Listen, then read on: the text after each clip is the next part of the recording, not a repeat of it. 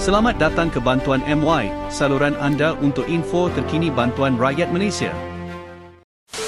Assalamualaikum dan salam sejahtera. Anda sedang menonton saluran Bantuan MY. Terima kasih kepada yang terus menyokong saluran ini.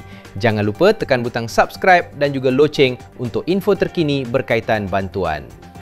Seperti yang ramai sudah maklum, hari ini 1 Julai 2025, bayaran untuk SARA bulan Julai telah pun dikreditkan.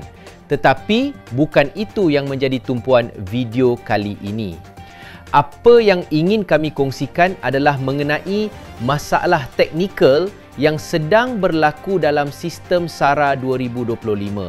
Difahamkan, sistem pembelian menggunakan MyCard di kedai-kedai terpilih tidak dapat berfungsi seperti biasa.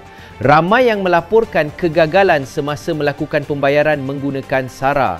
Ada yang terpaksa pulangkan barang dan ada juga yang terpaksa gunakan duit sendiri untuk membayar. Masalah ini berlaku hampir di seluruh negeri. Isu ini mula dikesan sekitar tengah hari tadi dan berlanjutan sehingga waktu ini. Bagi anda yang berjaya membuat pembelian pada awal pagi tadi, anda mungkin tidak terjejas. Namun, selepas jam 12 tengah hari, ramai pengguna mula memberikan maklum balas bahawa sistem gagal berfungsi. Jadi untuk anda yang bercadang nak beli barang pada petang atau malam ini, dinasihatkan supaya tangguhkan dulu ke esok hari. Ini bagi mengelakkan rasa kecewa jika transaksi tak dapat dibuat.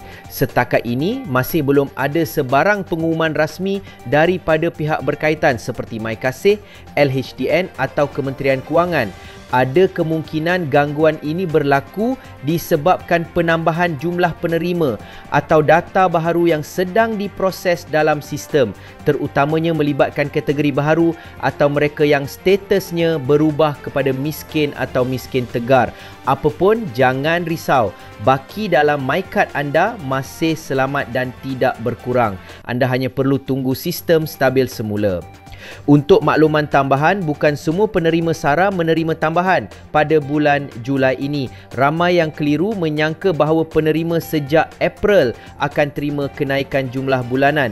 Tapi itu tidak tepat. Mereka yang layak terima tambahan Julai ini adalah mereka yang statusnya disahkan sebagai miskin atau miskin tegar semasa semakan akhir bulan April dalam sistem e-Kasih, bukan MyKasih.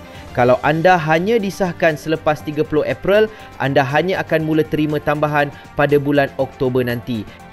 Admin sarankan anda rujuk terus ke laman rasmi bantuantunai.hasil.gov.my untuk semakan lanjut dan soalan lazim berkaitan status pembayaran atau kategori kelayakan anda. Itu sahaja maklumat untuk video kali ini. Kalau anda ada sebarang soalan atau komen, boleh tinggalkan di ruangan komen di bawah. Jangan lupa subscribe saluran ini untuk maklumat terkini. Terima kasih kerana menonton. Kita jumpa lagi dalam video akan datang. Assalamualaikum dan jaga diri.